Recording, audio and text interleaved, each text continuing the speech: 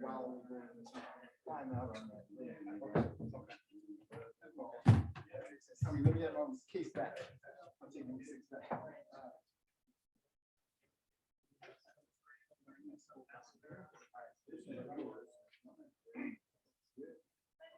Good to go. You done it? Okay. Sure.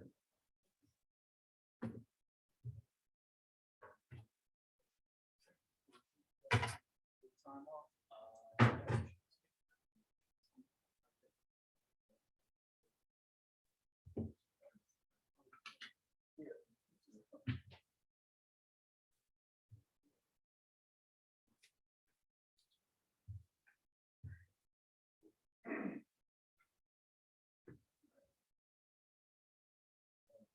Hey, Jack.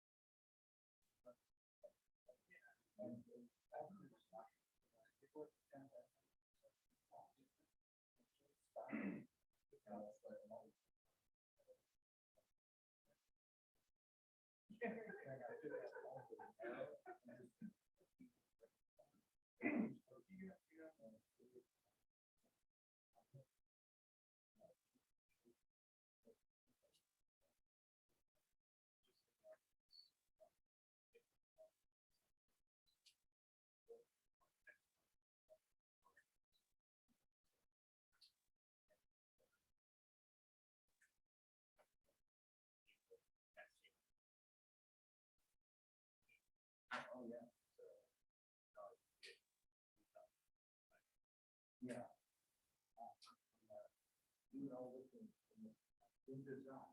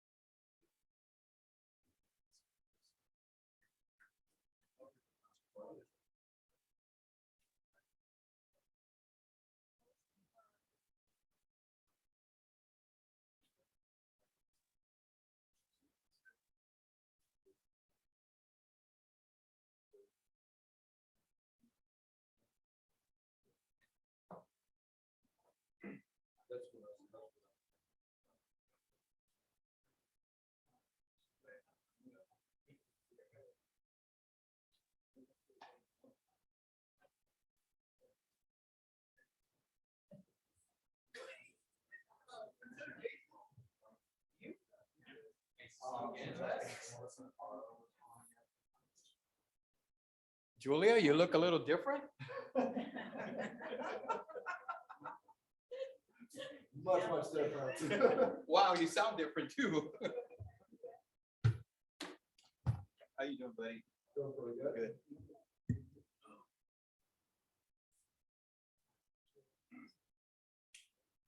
Gonzalez, you ready? You guys ready? Yes. Good. It's so fun. Ready as you'll be, right? Nice.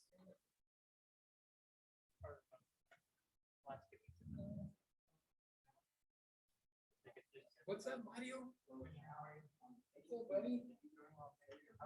I'm doing good. Is your boss here? Yeah.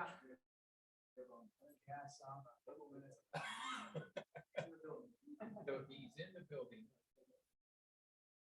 He's still running? I have that picture of him with his hands up in the air. I put it there by my mirror, so it motivates me to do that every day. Accomplish the best.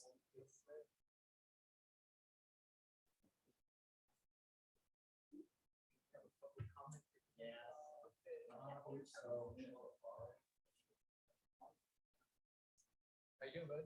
All right. Doing all right? How was Easter? Busy. Busy. Stressful. No, I'm the Easter bunny. How many eggs I have to buy? Did you put money in any of the eggs? Oh, God, yes. All right, good. So your favorite uncle? Oh, of course. Okay, good. That's so funny, man. Eggs and chocolate and for everybody. You told Albert, right? About the attendee's name. Okay.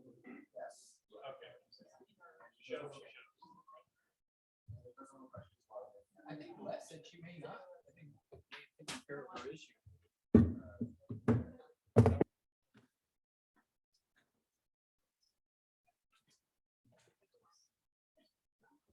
guys got into my nap. It's right in the middle of nap time, isn't it? Nap time, man.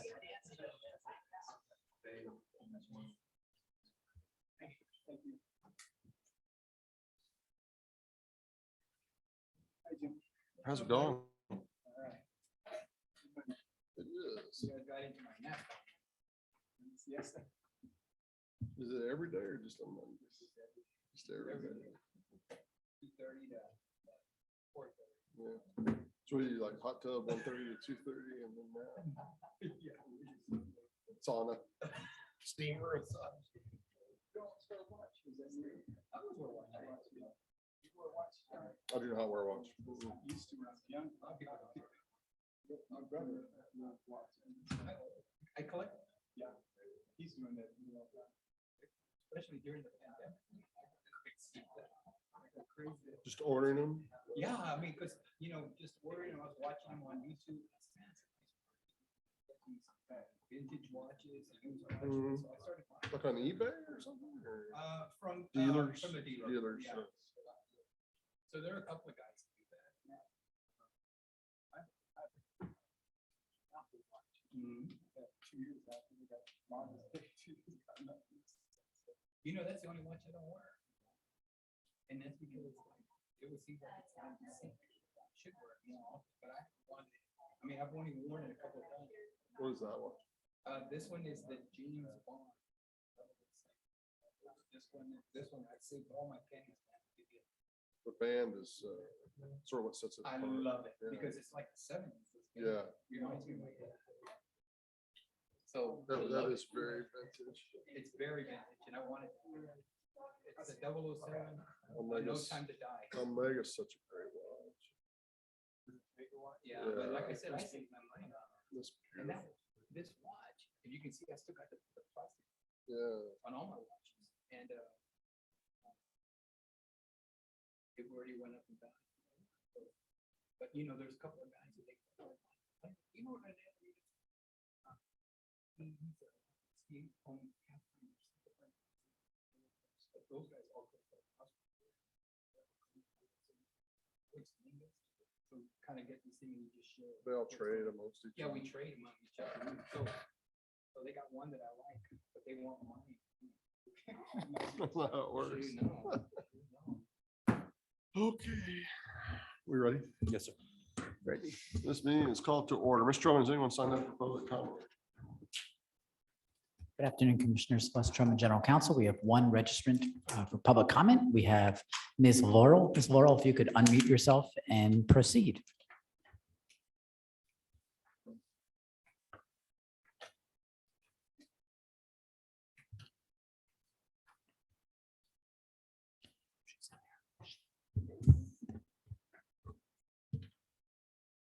Ms. Laurel?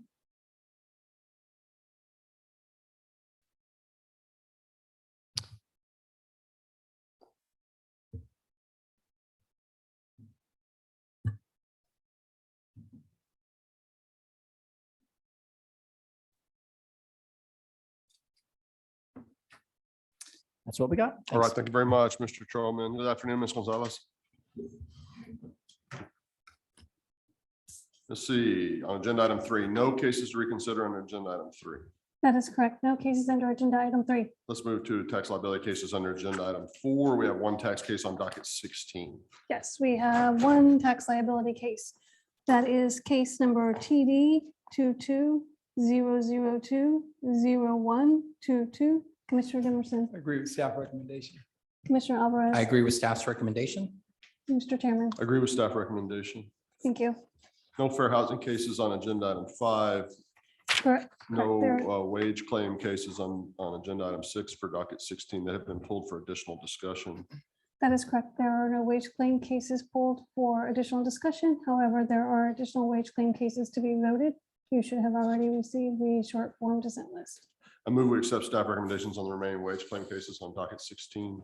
I second the motion, except for those cases of which I'm dissenting as reflected on the wage claim short form dissent list for docket 16. I concur with the chairman's motion, except for the cases on which I'm dissenting is reflected in the wage claim short form dissent list for docket 16. Motion passes with the exceptions noted. Move to agenda item 7, consideration of unemployment insurance cases on docket 16. Please proceed when you're ready.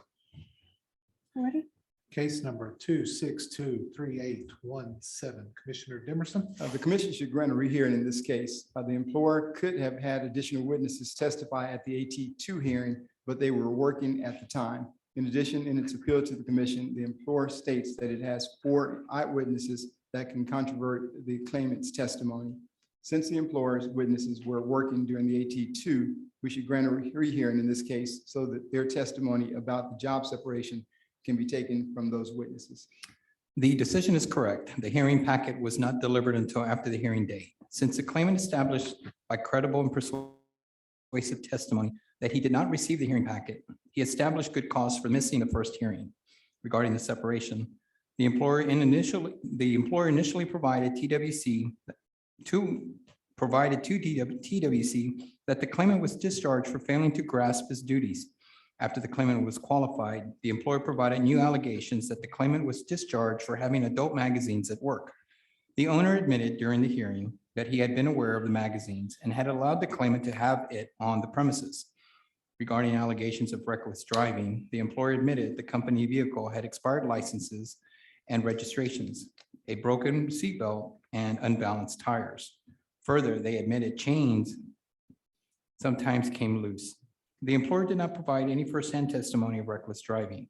The best evidence in that is that the claimant was discharged because he failed to ever meet the employer's standards, which is not misconduct. Affirm the AT good cause, no misconduct.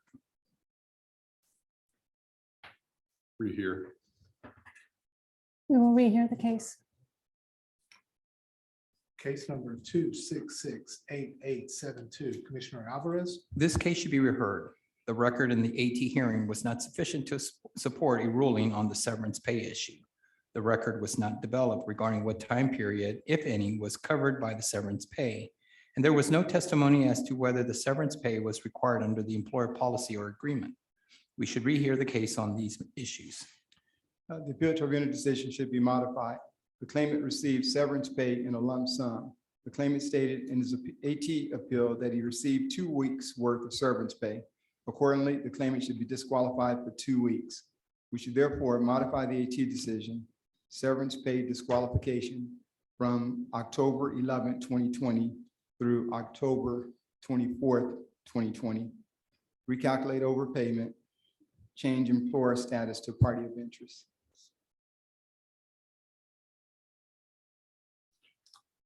Modify the AT severance disqualification from October 11th, 2020 to October 17th, 2020. Recalculate the overpayment, employer is a party of interest.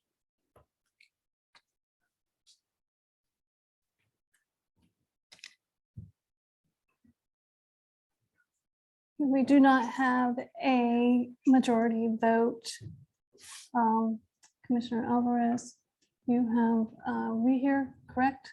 I will change my my answer to agreeing with the chairman on his. Okay, Short form dissent. I'm sorry. Short form dissent. All right, thank you. I have your short form dissent, Commissioner Dimerson.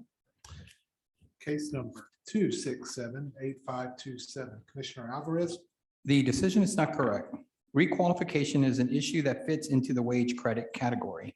The claimant's late appeal dated October 23rd, 2020 was filed within the same benefit year established on December 8th of 2019. Thus, the claimant's appeal should be deemed timely due to the one-time exception for cases that fit in the wage credit category. Reverse the AT, timely appeal, and resubmit. We should affirm the appeal tribunal decision regarding receipt of the determination in question. The claimant provided inconsistent and contradictory evidence. At first, he testified that he did not receive it and then testified that he did receive it, but could not recall whether he read the portion that informed him of the appeal deadline. Thus, because the claimant had not credibly and persuasively rebutted the presumption of receipt, his appeal is not timely and we do not have jurisdiction to consider the underlying merits. We should affirm the AT decision, late claimant appeal, the claimant did not requalify for benefits. Affirm the AT, untimely claimant appeal, requalification denied. Short form dissent. I have your short form dissent, Commissioner Alvarez. case number 2786597. Commissioner Alvarez, The AT decision should be reversed. The claimant's clear and consistent testimony was that he resigned due to a decrease in pay of more than 30%. The final incident occurred when the claimant, an automotive technician, returned to work after an absence due to illness and learned that a completed repair ticket had been taken from his name and reassigned. The employer agreed that the claimant's commission-based pay had declined, but stated that the decrease resulted from the claimant having been removed from two accounts due to performance issues. Commission precedents holds that a decrease in pay of more than 25% gives the claimant good cause to quit, even if the decrease is the result of a disciplinary action. Reverse the 18, no voluntary leaving, chargeback. Alternatively, as the employer testified that the claimant's decrease in pay resulted from the pandemic-related decline in business, I would also agree to protect the employer's account from chargeback. Modify the 18, no voluntary leaving, no chargeback due to disaster. We should affirm the appeal tribunal decision. The claimant quit without warning when a repair ticket was removed from the claimant's name and reassigned to another estimator. Although the claimant alleged that the employer had unfairly removed the ticket, the record shows that the claimant's substandard performance resulted in the work reassignment and eventual resignation. Furthermore, prior to his resignation, the record shows that the claimant failed to adequately correspond or afford the employer with an opportunity to resolve his concerns. Finally, although the claimant alleged that a separation resulted from a reduction in pay, this argument is flawed. The employer provided sworn testimony that the claimant's reduction in commission pay resulted from his attendance issue and poor job performance, whereby multiple insurance providers refused to work with the claimant. As such, the claimant's separation constituted voluntary quit without work-connected good cause. Hence, we should affirm the AT decision. Voluntary leaving, no chargeback. Affirm the AT, voluntary leaving, no chargeback. Short form dissent. I have your short form dissent, Commissioner Alvarez. case number 2793277. Commissioner Alvarez, The AT decision is not supportable. The underlying issue in this case is whether the claimant worked customary full-time hours. This case involves the issue of validity of claim and therefore falls within the exception to the timeliness rule in Rule 32I1. The claimant's AT appeal should be deemed timely and the case resubmitted for merits testimony. We should reverse the appeal to render decision on timeliness. The issue in this case concerns customary full-time hours, which is covered under section 201.091 of the Act. Since the section of the Act contains guidelines for determining if someone is unemployed, customary full-time hours can be construed as a validity of claim issue. Given that case, the cases falling under the validity of claim category create a one-time exception to the timeliness rules. We should find the claimant's appeal to be timely and remand the case to the appeal tribunal for merits testimony. Reverse the AT, timely claim and appeal, resubmit.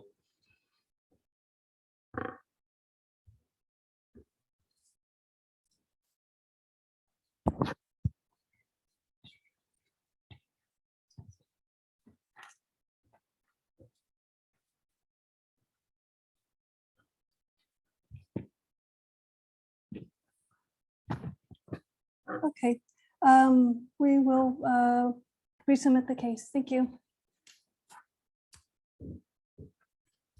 Case number 2955938. Chairman Daniel. Because the employer's appeal timeframe occurred when TWC systems were overwhelmed, the appeal should be deemed timely and the case resubmitted. Reverse the AT, timely response to the NMPC, resubmit. The AT decision should be affirmed. The agency mailed the notice to the employer's correct address of record on June 3rd, 2020. It stated that the deadline to respond was July 6, 2020. The employer admitted receiving the notice timely and also admitted to then filing the response late. The employer testified that the late filing was due to their staffing shortage, which is a circumstance completely under their control. Affirm the AT, no timely protest, chargeback. Although I'm generally ready to find an exception to the timeliness rules when there is clear evidence that the lack of a timely response or appeal was directly attributable to the disaster, I would like to see more analysis on that issue before proceeding to a final vote. In particular, I would like for the Office of General Counsel to analyze whether the employer's late response situation in this case can be compared to similar exceptions that the commission made in the aftermath of Hurricane Harvey in 2017. Further, I would be amenable to considering whether to adopt a precedent case or a rule amendment, or potentially an amendment to the statute recognizing an exception to response or appeal deadlines in cases in which there is proof that a party's late response or appeal was attributable to a disaster. Accordingly, we should resubmit this case pending further guidance from the OGC on the extent to which the exceptions to deadlines recognized for parties affected by Hurricane Harvey may be applied to claimants and employers who were prevented by the pandemic or are prevented by disaster in general from responding or appealing on time to a TWC notice or ruling.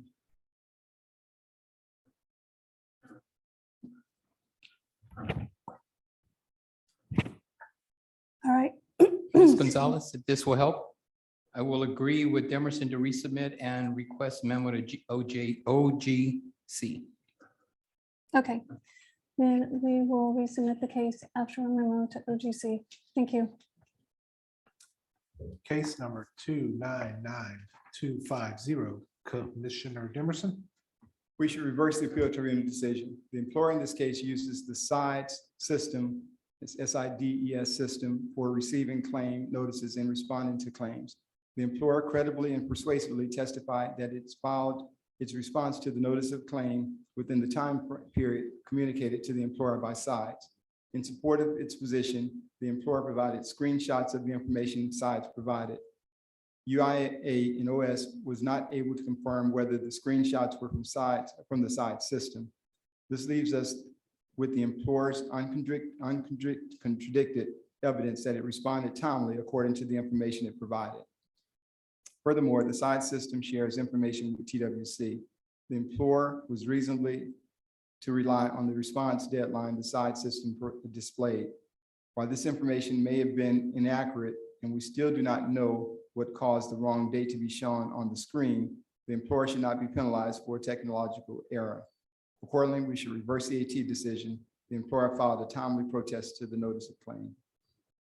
The AT decision should be affirmed. The employer argues that the commission managed computer systems called SIDES erroneously provided the incorrect deadline for the employer's response to the notice of initial claim in this particular case, which caused their late response.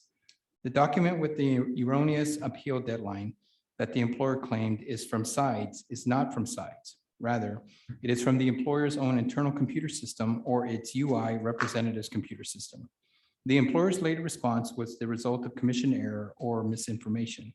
There are no good cause exceptions to the timeliness rules, and there is no basis to consider the response to the claim timely. The AT decision ruling that the employer filed a late response to the notice of initial claim should be affirmed. Affirm the AT late protest. Short form dissent. I have your short form dissent, Commissioner Dimerson. Case number 3036844, Commissioner Dimerson. We should affirm the AT decision. The claimant had acknowledged the employer's policy, which required employees to submit expense reports within 10 days of travel for the purpose of reimbursement. The claimant did not submit the documents in adequate time, which resulted in her not being reimbursed. When the employer questioned the claimant about the incident, she began to act unprofessionally through repeated use of profane language. The claimant, through her course of her employment, was repeatedly warned about her performance and had received various forms of disciplinary warnings for her behavior. Since the preponderance of the evidence dictates that the claimant was repeatedly counseled about her behavior, but thereafter continued to act unprofessionally at the workplace, the claimant's conduct constituted mismanagement of her position of employment and was misconduct connected with the work. Hence, we should affirm the AT decision, misconduct, no chargeback. The AT decision should be reversed. The claimant was discharged for unprofessional communication. The claimant expressed frustration to her supervisor after the employer refused to reimburse her business travel expenses. The claimant acknowledged having submitted the reimbursement request after the employer's normal deadline, but the employer had previously reimbursed late requests and did not state why they refused to do so at this time. The employer did not present a firsthand witness of the final incident. The employer inconsistently applied its policy, and the claimant's frustrated use of single explicit when denied $500 of legitimate reimbursement should not be considered misconduct. Reverse the AT, no misconduct, chargeback. Reverse the AT, no misconduct, chargeback. Short form dissent. I have your short form dissent, Commissioner Dimerson. Case number 3063581, Commissioner Alvarez. The decision is not supportable. The claimant was fired for failing to follow standard operation procedures regarding match marks. The claimant is the only party to provide firsthand testimony. The claimant testified they contacted the supervisor and were instructed to continue the job despite not having correct match marks. As the claimant was following the direct instructions of his supervisor, his actions did not constitute misconduct. Reverse the AT, no misconduct, chargeback, void adequate response. We should modify the appeal tribunal decision. Because the claimant failed to follow instructions after prior warnings, the claimant mismanaged his position of employment. We should modify the AT decision, misconduct, no chargeback, sever the adequate response issue. Reverse the AT, no misconduct, chargeback, void adequate response. Short form dissent. I have your short form dissent, Commissioner Dimerson. Thank you. Case number 3078443, Commissioner Alvarez. The decision is not supportable. The claimant was originally approved for PUA benefits when she lost all clients due to the pandemic. While receiving benefits, the claimant performed some part-time work on her landlord over an 8-day period in attempt to offset some rent. While a rent offset could be considered wages, no evidence has been presented to establish the claimant owed rent was actually reduced. The alleged employer has not reported any wages to TWC. There is insufficient evidence to conclude the claimant engaged in any paid work which would subject her to disqualification from PUA benefits. Reverse the AT, PUA eligible, no overpayment. The AT decision is supportable. The claimant's testimony shows that her last work during the week of October 18, 2020 came to an end for a reason that did not involve the pandemic. Instead, she was employed and was apparently earning in-kind wages towards rent, but quit that job due to fear of eviction. While her motivation was understandable, that work separation was not directly attributable to the pandemic. The AT's conclusion that the claimant was eligible for PUA from the start of her initial claim until she quit her part-time job, but was ineligible for PUA after she quit the part-time job is supportable based upon that evidence. The overpayment will need to be recalculated as noted in the AT decision.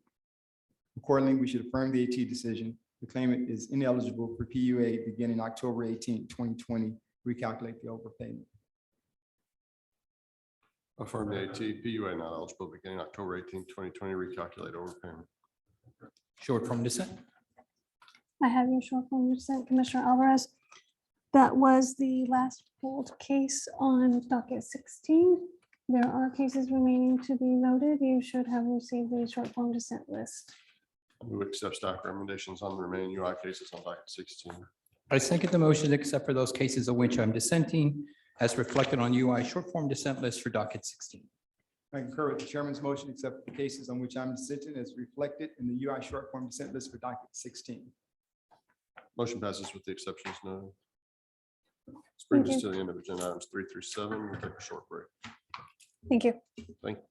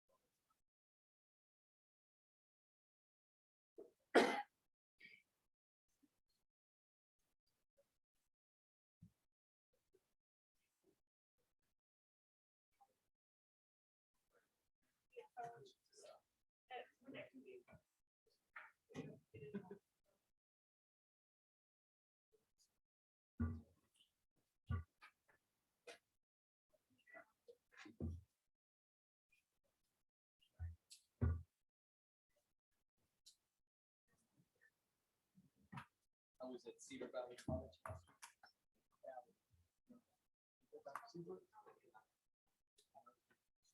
Oh, yeah. So they put out a spread of. Oh, so this is real.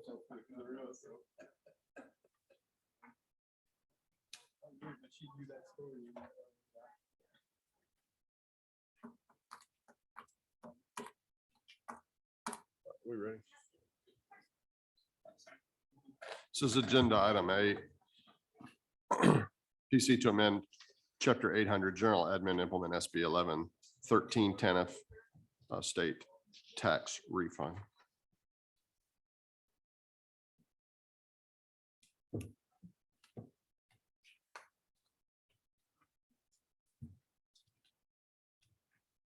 Good afternoon, Chairman Daniel, Commissioner Alvarez, Commissioner Dimerson, and Mr. Cerna. For the record, Shanta Williams with the Workforce Development Division. Commissioners, before you today for consideration for approval is a policy concept relating to a potential rule amendment to Chapter 800, General Administration. The purpose for the proposed rules is to implement Senate Bill 1113 from the 75th Texas Legislative Regular Session, which amended Texas Labor Code Chapter 300 by adding a subchapter H, tax refund for wages paid to employee receiving financial assistance. SB 1113 transfer the application eligibility and certification procedures to the Texas Workforce Commission, allowing the adoption of rules as necessary to carry out its powers and duties under this subchapter.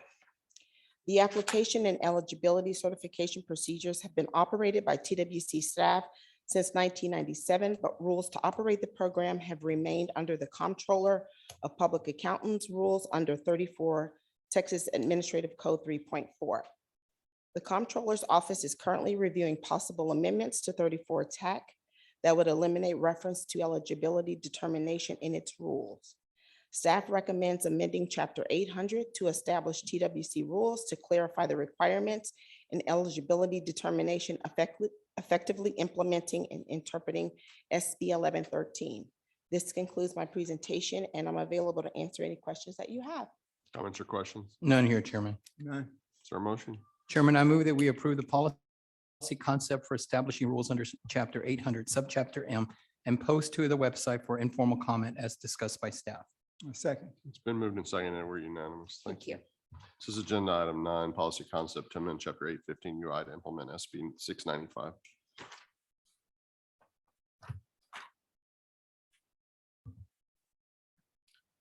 Good afternoon, Chairman Daniel, Commissioner Alvarez, Commissioner Dimerson, and Mr. Cerna. For the record, I am Jason Stolinski, Director of the Office of Investigations and Prosecutions for the Division of Fraud Deterrence and Compliance Monitoring.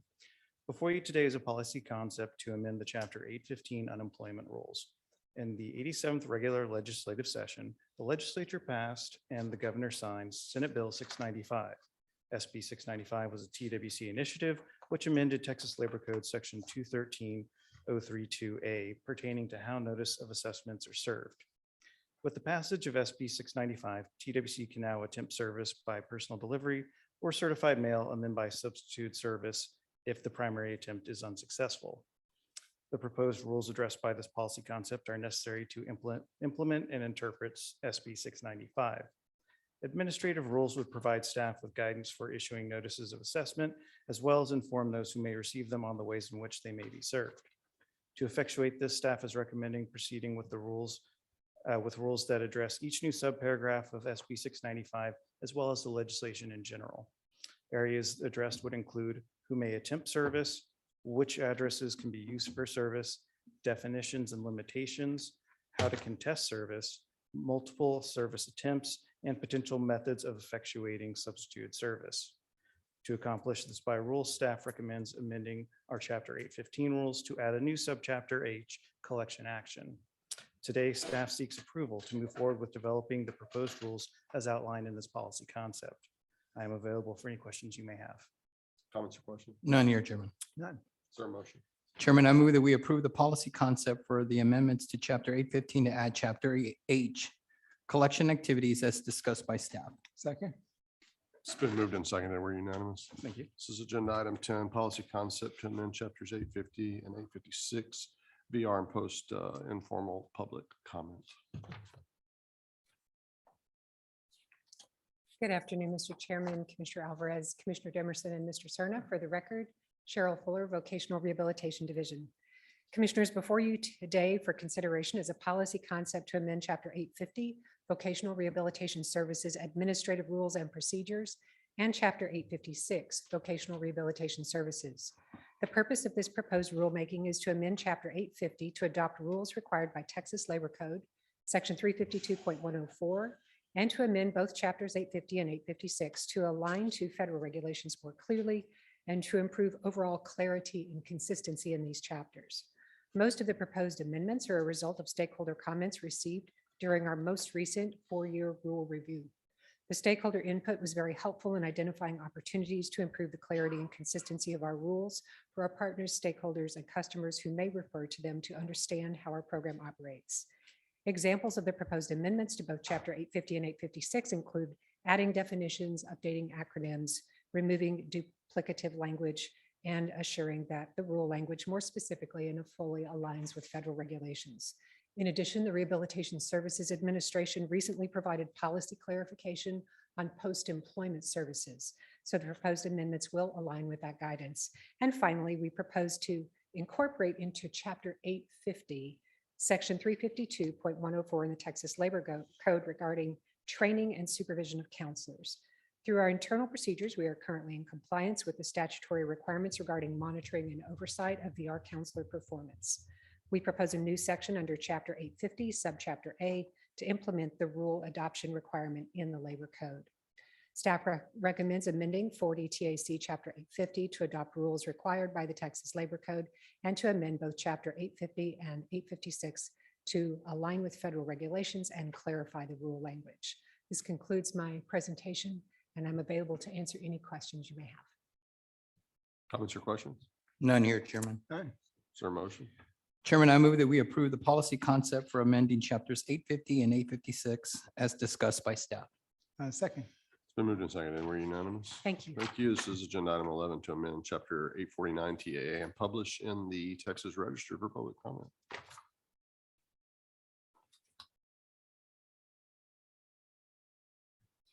Good afternoon, Chairman, Commissioner Alvarez, Commissioner Dimerson, Mr. Cerna. For the record, my name is Dawn Cronin, and I'm with the Workforce Development Division. On January 25th of this year, the commission approved a policy concept on potential amendments to the TWC rule for Chapter 849, Employment and Training Services for Dislocated Workers eligible for trade benefits. The policy concept was posted online for a 3-week comment period. No comments were received. Today for your consideration is the proposed rule for Chapter 849, which will align the rules with the Department of Labor Trade Adjustment Assistance Program, their final rule, specifically adding the requirement to co-enroll trade affected workers in WIOA's dislocated worker program, updating citations from WIA to WIOA within the chapter, revising and updating program definitions, and making other updates needed to reflect the regulatory program changes.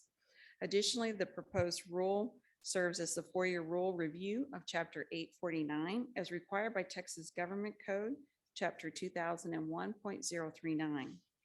Today, staff recommends approval to post the proposed amendments to Chapter 40, Texas Administrative Code, Chapter 849 for publication in the Texas Register for a 30-day comment period, public comment period.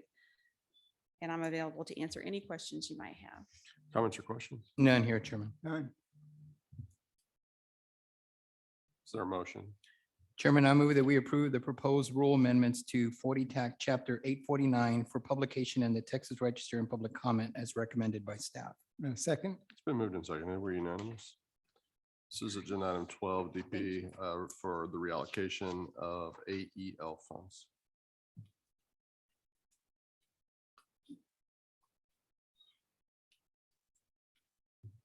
Good afternoon, Chair Daniel, Commissioner Alvarez, Commissioner Dimerson, and Mr. Cerna. For the record, Mahalia Baldini with the Workforce Development Division. In February of 2022, TWC received written request for voluntary deobligations of program year 21-22 Aeol funds from 2 grant recipients, Denton Independent School District and Amarillo College. Texas Administrative Code Rule 800.80 outlines the criteria the commission must consider when reallocating any deobligated funds. The rule provides that if no grant recipient in the same workforce area from which the funds are being deobligated from meets the criteria, the commission may consider an AEL grant recipient outside of the workforce area. Upon review, there are no grant recipients in either the North Central workforce area nor the Panhandle workforce area that currently meets the criteria outlined in 800.80. So at this time, the commission may approve a plan to reallocate funds to a grant recipient outside of those workforce areas to receive this funding. At this time, staff seeks direction on the following as laid out in your notebook materials. Accepting the plan to reallocate $418,150 of deobligated funds to AEL grant recipients Brazos Valley Council of Governments and Victoria College as shown in Table 1, and adjusting the program year 21-22 performance targets for AEL grant recipients Amarillo College, Denton ISD, Brazos Valley Council of Governments, and Victoria College as shown in Tables 2 and 3. This concludes my remarks, and I'm happy to answer any questions you may have. Any comments or questions? None here, Chairman. None. Is there a motion? Chairman, I move that we accept the plan to reallocate deobligated funds of $156,820 to Brazos Valley Council of Governments and $261,330 to Victoria College, and adjust program year 2021-2022 performance targets for Amarillo College, Denton ISD, Brazos Valley Council of Governments, and Victoria College as discussed by staff. Second. It's been moved and seconded. We're unanimous. Thank you. This is agenda item 13 regarding senior community service employment program durational limit policy.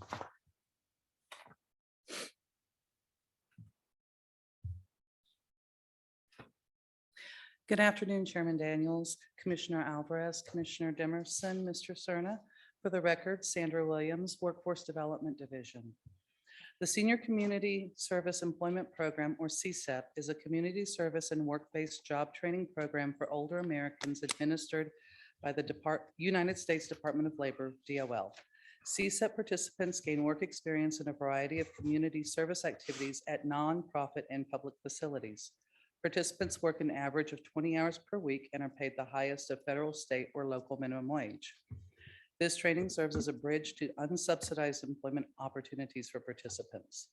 Texas Workforce Commission is one of the current Department of Labor Senior Community Services Employment grantees. TWC subgrants the operation of this program to the highest scoring applicant during a competitive process.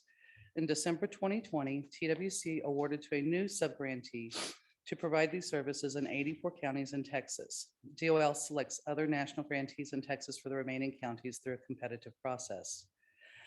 As allowed under a waiver approved by DOL on October 17, 2011, TWC implemented a durational limit policy effective February 6, 2012, that extends an individual's participation in CSEP past the 48-month if certain eligibility is met.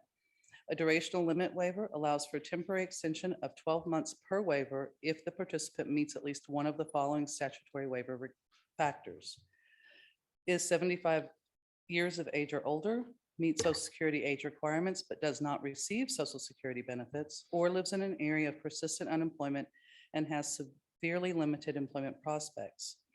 While the waiver allows participants to continue in paid work experience for an extended period, this in some cases may benefit the individual. Employment is the primary goal, and other services are available to assist participants in accessing more permanent employment.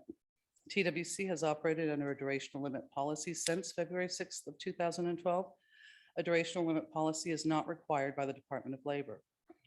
TWC target to enroll 458 participants and currently has 374 enrolled. There have been 16 durational limit extensions granted so far in program year 2021. As of January 2022, there are approximately 15 participants that may be eligible for a durational limit extension. Although the full durational limit placed in the program is 48 months, the program design is that participants enrolled will average 27 months in the program.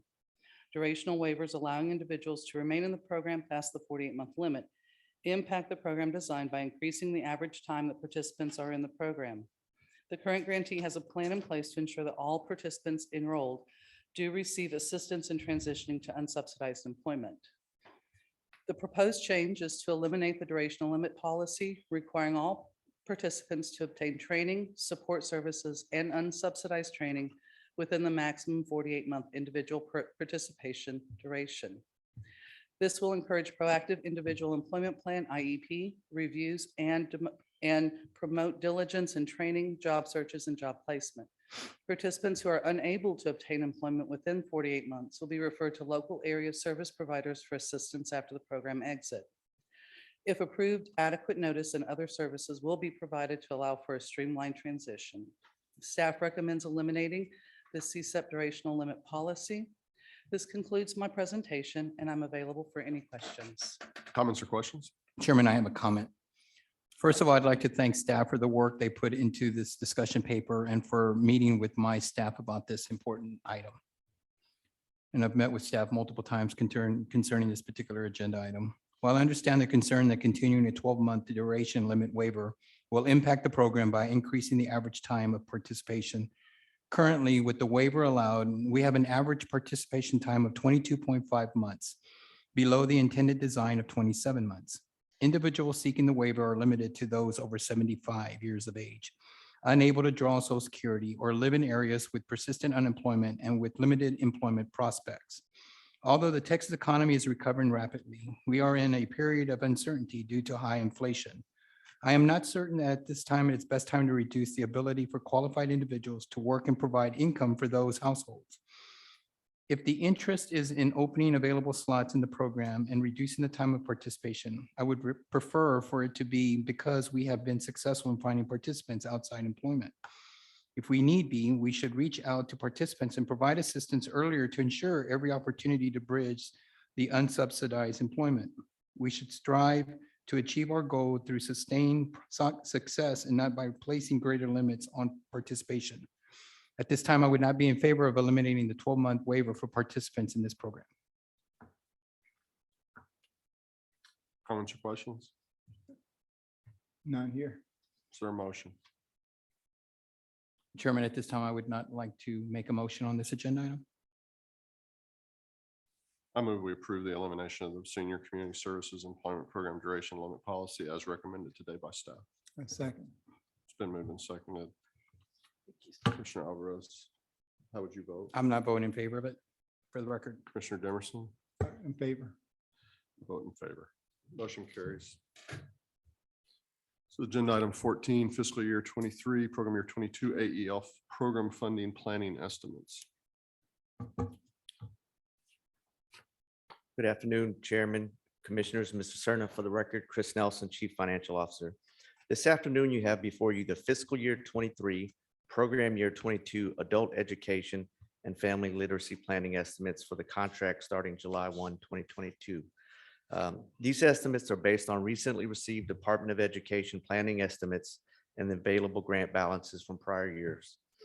Currently, TWC is projecting an AEL allocation of $82,249,495, or approximately a 3.7% increase over the FY22 allocation. From these estimates, staff will begin developing the FY23 allocations at the provider level and look to bring that before you over the coming weeks. That concludes my remarks, and without any objection, I will post these planning estimates to our website, and I'd be happy to answer any questions. Comments or questions? I'm just glad Chris didn't bring up any money, because last time I gave him too much. That was 82 million, I have nothing 249,000. else, Chairman. No comments here. Yeah. Thank God. We'll leave it right there. We don't need a motion. This was informational. This is agenda item 15, TWC strategic plan for, oh, we don't have anything under agenda item 15. Well, look at that. Agenda item 16, though, we do. This is board pledges and childcare matching funds. Uh-oh.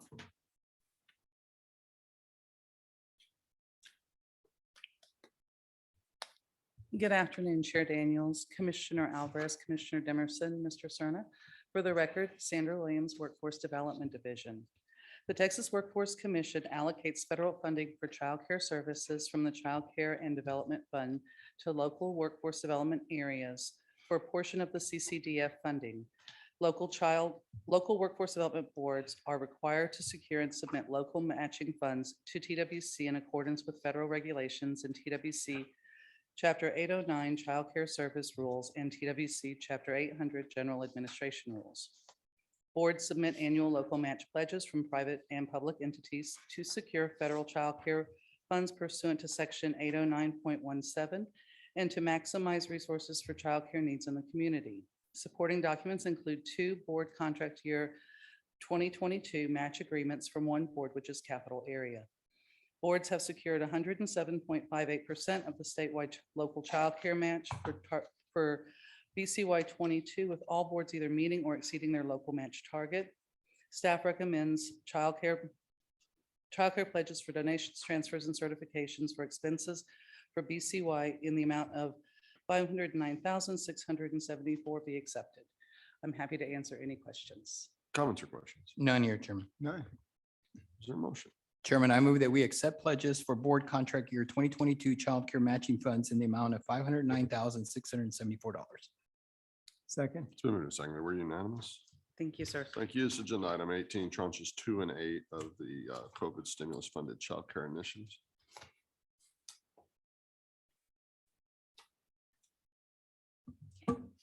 Good afternoon, Chairman, Commissioners, Mr. Cerna. Allison Wilson with the Child Care and Early Learning Division for the record. Commissioners, before you today for your consideration is a discussion paper regarding the initiative to expand childcare registered apprenticeships, which was approved by the Commission on June 29th, 2021 in the second tranche of childcare stimulus funds. On October 29th, December, excuse me. No, that was right. Sorry. October 29th, 2021, TWC issued a request for applications with an application deadline of December 23rd. TWC anticipates roughly half of the funds will remain after grants are awarded under that issued RFA. To fully utilize the remaining funds and to support the expansion of childcare RAPs, staff recommends making revisions to the parameters of the approved funding and reissuing an RFA. Revisions would allow for new activities to support project launch and implementation costs as described in the paper. That concludes my remarks on this issue, and I'm happy to answer any questions you may have. Comments or questions? None here, Chairman. Allison, stakeholder agreement or input. You guys receive any stakeholder input? Not like specific to this RFA. We did, in reviewing the applications, determined that there were some areas for improvement Okay. in the RFA. Okay. And of course, they're very excited about this initiative. So Good. the opportunity to fully expend the funds will be welcome. Thank you. All right. Any comments or questions? Hold on to that one. We'll vote them out together. You got another one for us? Yes, okay, I can go ahead with the second one. Today, we are also bringing forward the 8th tranche of childcare stimulus funded initiatives to request your approval of $2.4 million for the Texas Education Agency to support the development of pre-kindergarten partnership programs. As you're aware, these are partnerships in which a pre-K teacher is placed within a childcare program and the children receive pre-K instruction while at the childcare program. TEA would like to pilot a new model with Texas A&M serving as a hub funding intermediary. TEA would like to pilot this model to determine if this can help local education agencies reduce their administrative burden, as the intermediary will be handling most of the administrative tasks like contract development, drawing down state funds, passing those funds through to the child care program, and with required state reporting on the children that are being served. The long-term goal is for the hub funding intermediary to provide continued assistance with financial aid and reporting logistics for pre-K partnership classrooms, and in doing so, to expand and sustain these models across the state. And that concludes my remarks. I'm happy to answer any questions on that. Any comments or questions? None here, Chairman. None. Is there a motion? On the first one, I move that we modify the allowable uses of remaining childcare stimulus funding approved for early childhood expansion for inclusion in a reissued RFA as recommended by staff. Second. It's been moved and seconded. We're unanimous. On the second one, Chairman, I move that we approve $2.4 million for Texas Education Agency to pilot the hub funding intermediary model in support to develop the new pre-K partnership classrooms as recommended by staff. Second. It's been moved and seconded. We're unanimous. Thank you. Thank you. No legislative proposals to discuss today. No legislative report to discuss today. Is there an executive director's report today? Thank you very much. Is there any other order of business to come before the commission? Yes, Chairman, I have something I'd like to ask Ed, if I may do so. Please. A few weeks ago, I asked staff to bring forward a discussion paper to explore ideas on how to use federal child care pandemic funding to provide additional one-time benefits to child care workers who have been struggling with soaring cost of fuel and groceries. Staff have produced a discussion paper with some ideas and recommendations. However, I have also been fortunate enough to review a number of programs developed by our local workforce boards to address these issues. I was impressed by the innovation approaches used by the boards and how their programs were tailored to the local needs of their workers and providers. I am satisfied that the work of our boards effectively addresses the challenges childcare workers face and do not believe at this time that a statewide program would improve substantially on the work already underway by our boards. That's it. Thank you. Any other order of business? None here. Is there a motion to adjourn? Chairman, I move that we adjourn. Second. It's been moved and seconded to adjourn, and we're adjourned.